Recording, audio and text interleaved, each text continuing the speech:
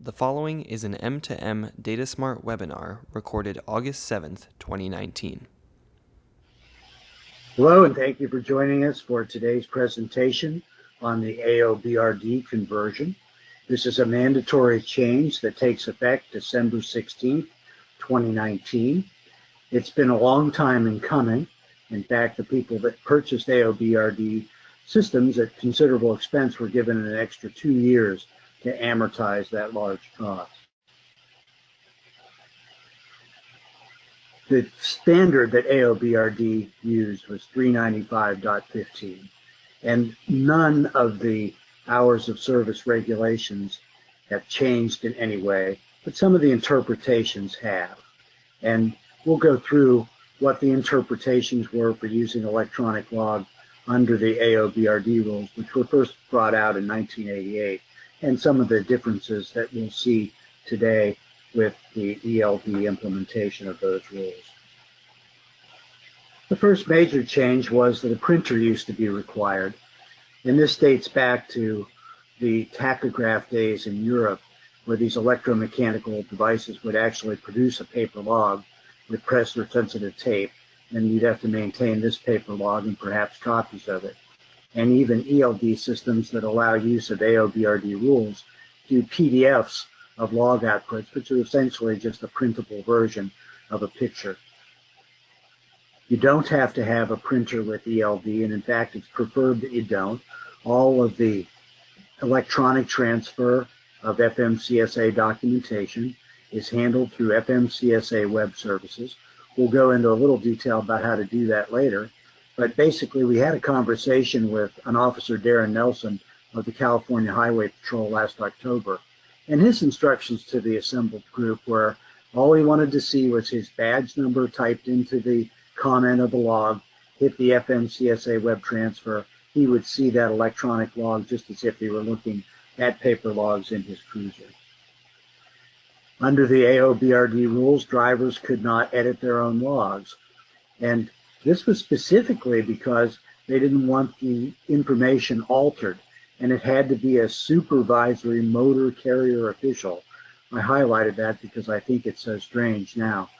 In the ELD regulations, there's actually an anti-discrimination clause for the drivers that does not allow them to be precluded from editing, annotating, adding notes, making corrections, or otherwise fixing their logs so that they accurately reflect what was happening while they were driving. And in fact, they need to sometimes alter their status and choose exemptions that allow them to keep driving, extending their driving day, responding to emergencies, etc. And we'll go into that in more detail a little later. So the anti-discrimination clause did another thing, and that was that AOBRD required that you give an exact location, and this might be a reverse geocoded address. To protect driver privacy, the ELD rules require that the location be a direction and a distance to the nearest town of 5,000 people. So it might be as simple as 1.0 miles southeast Tullahoma, Tennessee, and that will give you an accurate enough location without a specific address. They just want to identify the basic area that you're in, and it also requires that there's a note that's put on the log and an update of the mileage from the vehicle when you cross the state line. And many people did that with paper logs and do those kind of annotations too. This relieves you of that problem. But basically, this is for driver privacy. It's an important part of the legislation. And the most critical piece of information about this driver privacy and encryption thing was that we needed to make sure, as a nation really, that drivers were not forced to violate the hours of service regulation by employers who were trying to stretch the limits. And the practical limit of driving has now required that many people transporting refrigerated produce and things like that use team driving. And in fact, the ELD application supports up to 18 drivers. The ELD mandate was codified under FMCSA section 395.20. And this MAP 21 legislation was actually published in December 2015, signed into law at that time by President Barack Obama. but the original legislation for the ELD rule passed as early as 2010 and was delayed, passed again in 2012, all with an implementation timeline for 2017. So there was a 2-year phase in. The big change was that under the old statute for AOBRD, it was mainly a limitation of technology as much as anything else. It was for big over-the-road trucks that weighed 26,000 pounds or more. Now the gross weight required for ELD is 10,000 pounds. So an F-250 that uses an OBD2 style 19-pin connector, if it's a commercial vehicle and used in commercial operations, has to have an ELD, even if the driver is exempt for the local delivery exemptions of 100 air miles. Or if they don't have a CDL, the exemption is even greater, 150 air miles. And with that exemption, you can even cross state lines. The key element here is that it's tax compliance for IFTA fuel tax payments for the vehicle, and they want to track every mile that a commercial vehicle is driven and assign it to a driver. If you don't assign mileage to a driver, it can go into an unidentified driver account, and that's okay after repairs, as long as the total mileage is low relative to the mileage the carrier drives in a given month. Full enforcement became a fact of life here in Texas at April 1st, 2018, and announcements were made at that time at some of the trucking shows that this would indeed start to be enforced.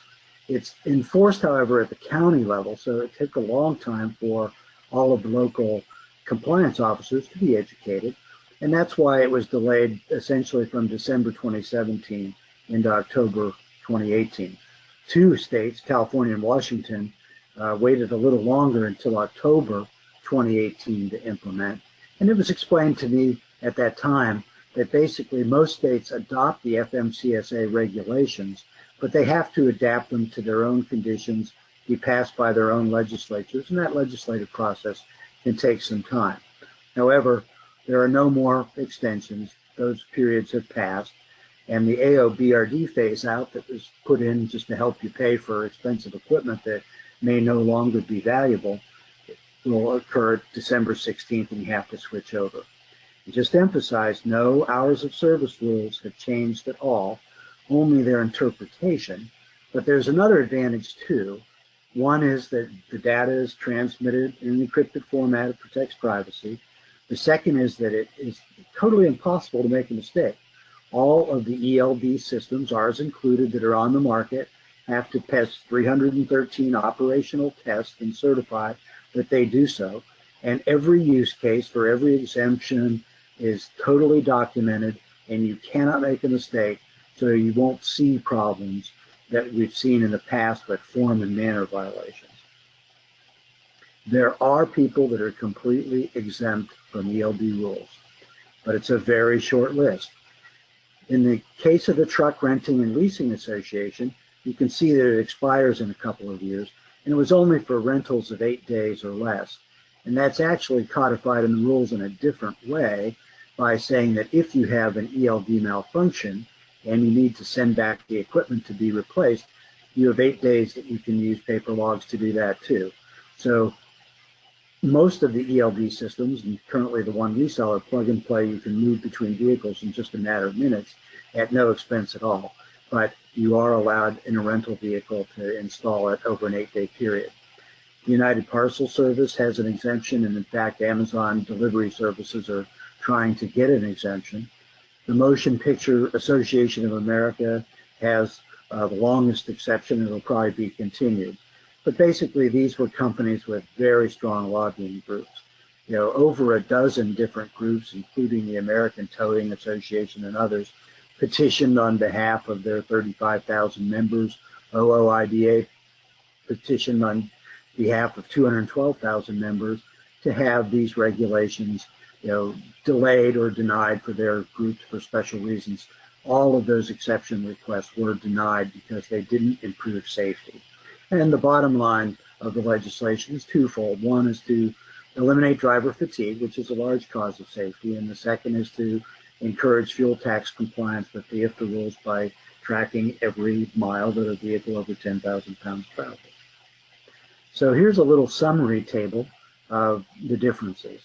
In the data transfer, you would be stopped by a compliance officer who could look at the paper logs that you had for the duty cycle, 7 or 8 days, depending on what you chose. But you would have to have your fleet manager send those in and other documentation to the FMCA after the fact. It created a lot of clerical problems. In the ELD world, you push a button, type in an officer's badge number, and it's gone instantly. And that can be for both your truck, other trucks in your company, other drivers, your own driver log for the past 8 days. He's still allowed to look at those logs, but it's very easy to tell if it's an accurate ELD log where you're connected to the engine. Both the AOBRD and the ELD demanded that you be integrally connected to the engine bus. However, in 1988, when 395.15 was passed, cars didn't have OBD2 connectors until 1996, nearly a decade later. The engines were crude. It might be able to show power, but it didn't give you any of the diagnostic things that we find today. So even now, under the 395.20 legislation, if an engine serial number is older than model year 2000, you're exempt. And there is a glider truck that's made, in certain and sold in certain jurisdictions from Freightliner that has a 1999 engine and a new chassis. But in California, to meet the CARB requirements, the Air Resources Board, they won't allow any trucks on their roadways that have engines older than model year 11. And at last report, they had 200,000 registered trucks that would no longer be allowed to drive on California highways, and all the time extensions had run out. The driving status editing. You could manually select it only the back office could edit an AOBRD log, and that still had to have a notation what the mistake was, what the error was that was corrected, and that's held over to the ELD rules. It will be noted on the log that there was an edit, but the most common edit that I see is forgot to log off, and it can be as simple as saying those words, and then we have some drop-down menu things that the improper status was selected, making it very easy. The ELD did something else too, and that was that it would automatically switch you from on-duty driving to driving status when the vehicle went 5 miles an hour or more. And that wasn't according to the speedometer necessarily. That was what the engine bus monitor was reporting. So in the ELD world, the engine bus monitor has to report the VIN number, whether the engine is on, the RPMs, the speed, and the engine hours. And it has to report that to the app every 5 seconds, or a diagnostic event is displayed. If diagnostic events occur for a period of 30 minutes or later, a malfunction can be declared, and you might be asked to convert to paper logs. This is not a terribly unusual situation, however, because it wants your GPS location, and when you first turn on the log device in the morning, it takes a minute to download the ephemeris data from the satellites, so you'll miss that 5-second window. You can just clear those malfunctions and diagnostic events, and probably the rest of the day you'll be fine. Unassigned driver accounts. In the AOBRD world, they used what they called a ghost account. Now it's called an unidentified driver account. But within the unidentified driver account on the back-end system now, with ELD, a fleet manager can assign it to a driver or leave it in the unidentified driver account, or even assign it to a department like maintenance.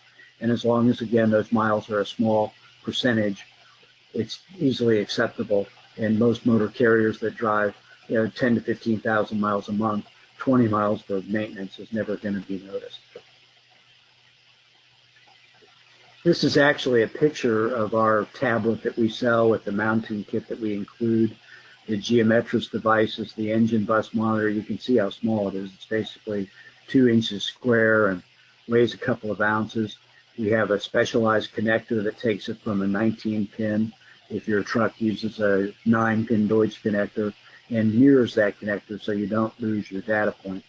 We have magnetic mounts with a 3M adhesive, a very high-grade industrial adhesive that'll adhere to the vinyl surfaces that you might see on a dashboard as shown in the picture. And we recommend that you use 2 of them, because if you put them mounting asymmetrically, the size of the disc that you put on the dashboard is only the size of a quarter, so it'll fit lots of places, and you'll have a nice, strong magnetic mount. But one of the differences between AOBRD and ELD was that when AOBRD was created, it was by Qualcomm, now better known for doing chipsets for cell phones than for truck monitoring, and they sold that division to another company. But it was a satellite-based tracking system. A full PC went into the truck. It cost about $3,000 to install, and the monthly fee was very high too. But they had a screen built into the truck, and the officer could not remove that screen and take it to observe in a neutral location outside the cab. Part of the anti-discrimination legislation of the ELD is that the compliance officer is not allowed under any circumstance to enter a driver's cab for any reason without a search warrant. So the driver can hand the device out the window and he can look at it, but it's got to be handed back. That's why we recommend these inexpensive tablets. We sell the tablet pictured here for $120. It's a whole lot cheaper than a $1,000 iPhone. And if it gets dropped or the screen broken, it's no great loss and it can easily be replaced. But that's a very key difference, that you had to be able to hand it out the window so that the driver's privacy would not be violated in any way. This talks about the DataSmart ELD software and the differentiators. When I'm asked what's the difference between your application and anybody else's, I often say that there should be none. It's a federal law. The standards have been around for decades. Every implementation should be about the same. But there are certain things that I really like. You see on the bottom left, the home screen after you've logged in, that shows a button on the upper right called roadside inspection. When this software was written, one of the things I'm most proud about is I remember getting stopped by police officers when I was a young driver and I was scared to death. So I wanted a single button with a single button push that all you had to do was show the officer exactly what had happened, and you can page through your last 8 days logs, or you can do a web transfer, and it's a one button push. The second thing that we do that's kind of nice is you'll notice on the next screen over that you're showing that same truck in red and saying that no time remains. We actually warn the drivers of an upcoming duty status change or a violation. And we do this by changing the color of the buttons. If you see green buttons, you have at least 3 hours or more before you have to do any changes. Take a break, go off duty. If you see yellow buttons, then you've got 3 hours or less. When they're red, you have 1 hour. But you should know within 150 miles when you need to make a stop, take a break, and you can strategize what will be most productive for your business that way. And even the lock screen that doesn't allow you to use the tablet while the vehicle's in motion is available in 2 forms. In the upper right, you see our break warning, and that just shows that 7 hours and 55 minutes from now, you're going to need to take a break. Or on the bottom right, you can look at our 4 clocks showing that shows the drive time for the day, the cycle time, time remaining to break, so you never have to guess. And we also have a button on the bottom right of the home screen called Shift Cycle. Before you ever log on, you can check availability. And that's often when drivers discover that they have a problem or they don't have time left or they forgot to log off, and they call us to help edit their logs. You can tell from the screen of the log, and you just press the logs button and you get the screen that you see here. When you have an ELD log, it doesn't have 5 or 6 different changes like a paper log would. You'll see 60 changes. So a compliance officer can look at it and instantly see if you're in compliance or not. And in this case, the violation is highlighted that he forgot to take a 30-minute break. When we go into roadside inspection mode, we don't highlight anything at all. The compliance officer would have to discern that for themselves, and to get out of that mode, you have to enter your driver password again. At this point, to go over some screenshots about how the DataSmart ELD device is used, I'm going to turn this over to our senior technical engineer, Randy Young, and share some screenshots with you. Thanks, Jim. Good afternoon, everyone. This is Randy. I'm the Eastern Regional Manager for M2M DataSmart, located in Connecticut, about an hour and a half outside New York City. And I'd like to show you a few of the main screens in our ELD Hours of Service app. The dashboard we're showing here is where you log your duty status events and determines your compliance with the Hours of Service regulations. This screen also serves as your gateway to the rest of the HOS app's features.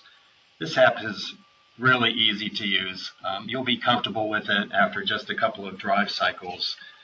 The dashboard also provides essential information about the app's user. As you can see here, the driver name, the vehicle name, the trailer name. It also has a night mode enabled by default, which automatically changes the color scheme of the user interface of the app, so it's easier to see and you're not blinded by it at night. The hours of service action bar is the starting point for navigating to the different pages in the app, and it's always present in the app's topmost portion. So the features of that are the main navigation hamburger icon on the left. You tap that to open the main navigation menu of the app. You can also swipe from the left edge of the screen to get to the menu. Another icon is the VBus connection icon. It's either showing an X like it is here, which means that you're disconnected. It's going to show an antenna, which means that you are connected to a VBus device, or if you're in the process of connecting, it will be a flashing icon. The connect button is shown also, and that's how you can get connected if you're not. Okay, going down below, obviously, as Jim mentioned earlier, we have the time remaining until break shown. It's the time until the next major time event. If you are going to start your break, you hit that button. Recap, as Jim mentioned, can quickly get you to today plus the previous 7 days activity with status changes. Options get you to the next screen, which I'll show you next. Logs get you to the portion of the app that allows you to view and update the electronic recording of your duty status events in the app's online driver logs. This is where you also store shipment data, send certified logs to intended recipients, and manage other driving duty information. And this is also where you can determine the cycle used and the start hour time. The DVIR provides a way for you to create online driver vehicle inspection reports while in the field. It helps to ensure that your vehicle conforms to the FMCSA safety regulations. You can take photos if needed. The app will also convert your talk to text and make entries that way. So the DVIR is really easy to complete in a minute or two. The shift/cycle button shows the time remaining for your drive, your shift, and your cycle. Plus, it also shows you the time until your mandatory break. So, like I mentioned, when you hit the options button, it takes you to this next screen. Switch equipment is for changing vehicles or trailers. Remark allows the driver to record notes, and it also automatically fills in the location. The gain time displays how much driving time you will gain after going off duty. For data transfer, we'll look at this one in more detail in a minute. Document button. This is a feature that provides an easy way to capture and view documents related to the hours of service activities. This includes documentation such as the bill of lading, an accident photo, and fuel receipts. Shipping docs enables you to provide the transport document or the manifest. You can enter the bill of lading or the manifest number, the shipper, and the commodity. The log on co-driver button needs to be done before switching to a co-driver. So you just tap that, log on the other driver, and then you'll be good to go with respect to switching to the co-driver later. The exception button, I'm going to show a couple more slides on that. The options that appear will allow the driver to enable various exceptions from the HOS rules for as long as certain conditions are met as stipulated in the hours of service section of the pertinent FMCSA regulations. And like I said, we'll show those available exceptions in a minute. So if you want to switch the co-driver, you hit that button, and of course the co-driver has to already be logged on, and it's very easy to switch. The default will be the current truck and trailer, but that could be changed. And I just wanted to mention that help and support documentation is always available from the main menu. So just swipe left on the main screen, and down at the bottom is help and support. And there's also a search function, so you can put in a term and find documentation and instructions about anything you need to. So if you hit roadside inspection from the first screen, you get to this screen, and you can see the two main buttons here are Start Review and Data Transfer. And if you hit the Start Review button, you can see a week's worth of activity and your log, as shown here. And if you hit Data Transfer, this will pop up. You will be asked to select the vehicle that you wish to transfer. And then it shows you the transferred methods. On an Android device, you have these options: Bluetooth, USB, email, or directly web service to the FMCSA. With an iOS device, you get 3 out of the 4 options. You get everything but the USB option. These are the exceptions that are available, which are really important for your business flexibility. In this particular example, we've selected the 2-hour driving extension for adverse driving conditions and created a note that there was a snowstorm which created a traffic stoppage on I-80, and then you hit OK.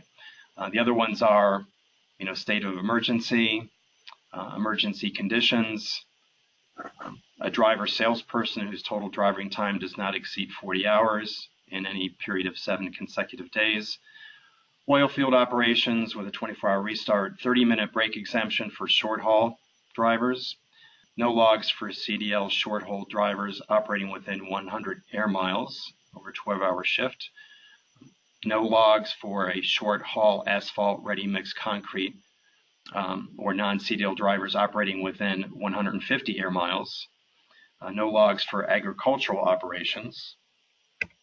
We've got a second page of exceptions, and so this app includes every single exception that's available, which is important. 24-hour restart for construction, groundwater well drilling, relief from all driving rules for utility service vehicles, 16-hour driving window once per week, 30-minute in attendance break for hazmat drivers, 30-minute break exemption for commercial bees and livestock haulers, 30-minute on-duty break for asphalt drivers, high rail 2-hour travel exclusion, 30-minute break exemption for oversized and overweight loads, 30-minute break exemption for petroleum tank drivers, and no logs for non-commercial motor vehicles. So we've got a service team, and the most common service requests that we get are the following. Sometimes the drivers forget to log off, and we need to correct that. How to log on a co-driver.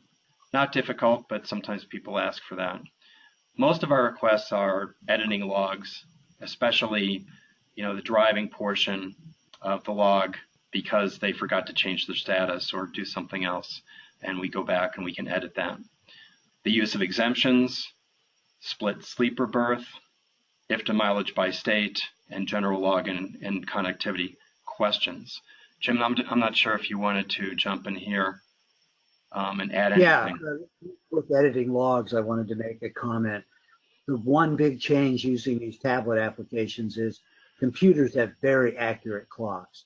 So although technically you're not able to edit drive time, it is possible that you only missed a reset of 10 hours by 30 seconds.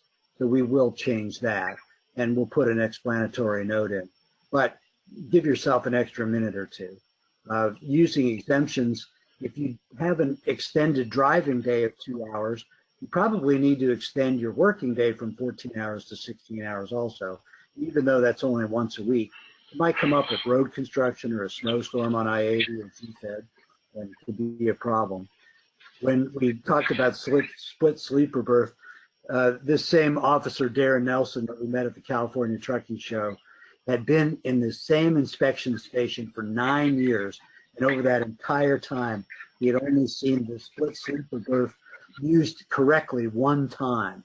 But basically what it allows you to do is sleep 8 hours then make a delivery to make an assigned dock time, and then go back and finish your 10 hours of off-duty time, and it'll reset to the end of the first sleeping period for your duty day the next day.